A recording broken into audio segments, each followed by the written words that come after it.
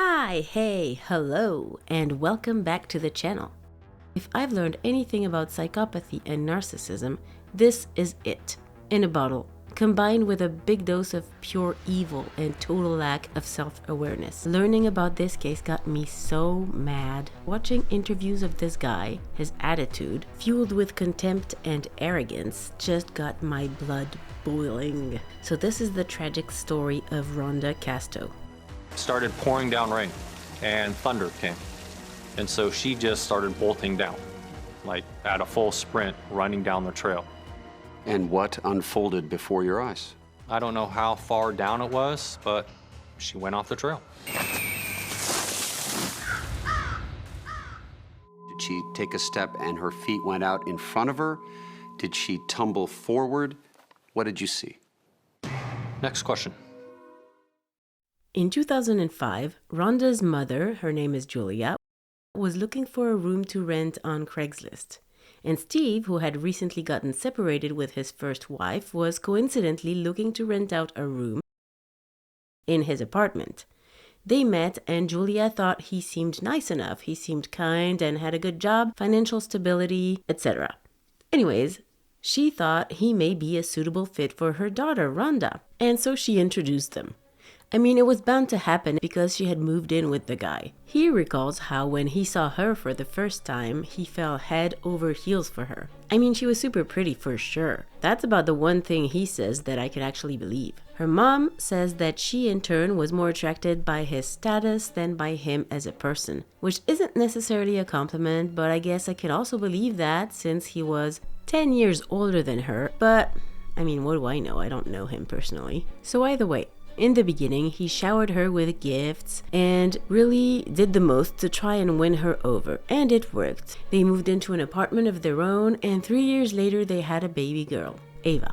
According to Steve, they were more in love than ever, spending a lot of time together doing outdoor activities, and they were talking about getting married. Rhonda's friend, Jessica Colburn, contradicts his version of the facts, saying that Rhonda had confided in her that she was unhappy, that she had fallen out of love with him, that he was barely ever there, that they often fought, and that he was even sometimes physically and mentally abusive towards her. She added that she had even witnessed it herself at times over the phone, and that he was lying when saying that it was all roses and peaches between them. Steve, throughout the interviews, does not come off like a mourning fiancé, profoundly hurt by the loss of his loved one, incidentally the mother of his child, whose death he even witnessed. He never had a good thing to say about her except for the fact that she was smart and beautiful. After that, he depicts her as a helpless drug user who's tried every drug on the planet, who was an overall unhappy person, likely to eventually go to the point of putting an end to her own life. She's never been off drugs since the age of 12. What kind of drugs? Everything. Alcohol, cocaine, All of them. marijuana, crystal meth? All of them. Heroin. But Rhonda's autopsy would show that she only had traces of marijuana as well as prescription drugs for anxiety and depression in her system. He showed none of the emotions that one would expect to see in his position at any point talking about her. It was more of a mix between contempt and indifference, if you ask me. He even grinned and smirked a few times. Of course, his claims of her being unhappy to the point of taking her own life were dismissed by Julia, Rhonda's mother, who is convinced that he made that up out of thin air to save his own behind. So he says She had gained quite a bit of weight from having our daughter. She was the heaviest she had ever been, and she felt really disgusting. Right. So in an effort to get her to lose the weight, they decided to go and do the top 25 best hikes in Oregon, according to him again. Something that wouldn't hurt him either, if you ask me. Her best friend says that Rhonda had only mentioned this one hike to her when she talked about being so happy that he finally organized something for her after all this time that they had spent together. Steve recalls the day of her death and tells his version of what happened as follows. On March the 16th of 2009, it's a sunny day out, so they set out on this trail, the Eagle Creek Trail. A beautiful one, by the way. On the drive over there, Rhonda is excited about the future, but also asks him if he can take care of their daughter if she dies. Odd. However, She had told her loved ones that she felt he was either going to propose on that day or kill her. So, who knows? If maybe she really said that, but not in the context in which he framed it, rather in the event that he would kill her. And back to his version of the story. They were having a good time, being all lovey-dovey, kissing and whatnot. He had planned to propose on that hike, supposedly. And I say supposedly because he didn't have a ring. He'd conveniently lost it on the hike, or so he says. I wonder why they didn't check for receipts with the store where he would have bought it. Anywho, it starts pouring rain and she starts running down the narrow path. In his first version of the story, she's playful, talking about being Superwoman, and then she slips and falls off the trail in an instant, over 100 feet to her death. In his second version of the story, years later, he would go on to heavily imply that she willingly fell off the cliff. Take me to the time of the fall. What do you remember? That part I'm not going to take you through. Did she tumble forward? What did you see?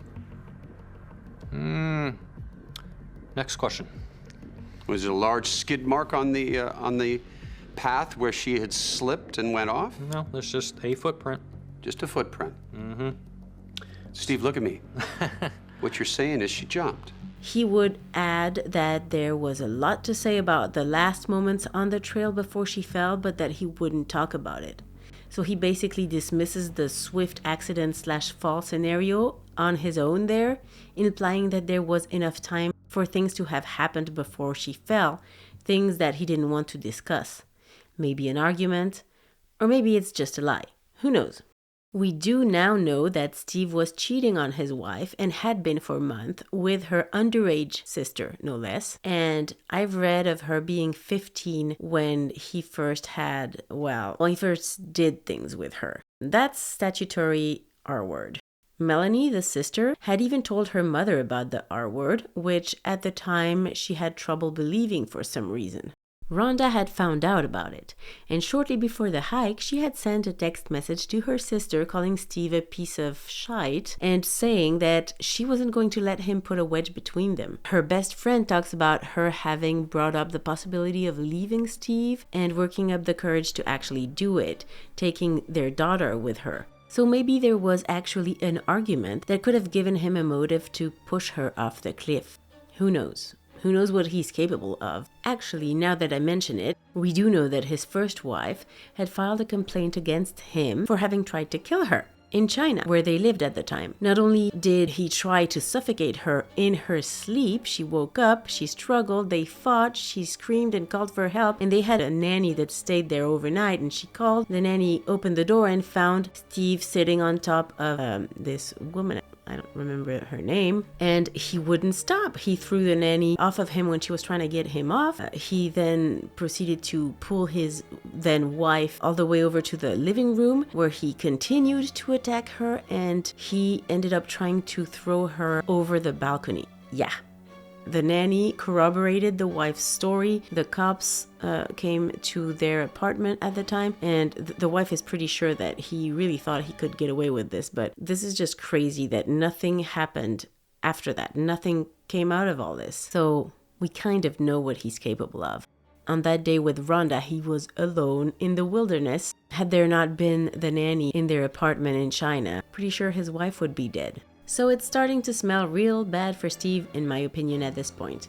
Up until now, we have the statutory R word of his girlfriend's 15-year-old sister for months on end, violence and attempted murder on his first wife. And what triggered it, you may ask? She wanted to leave him.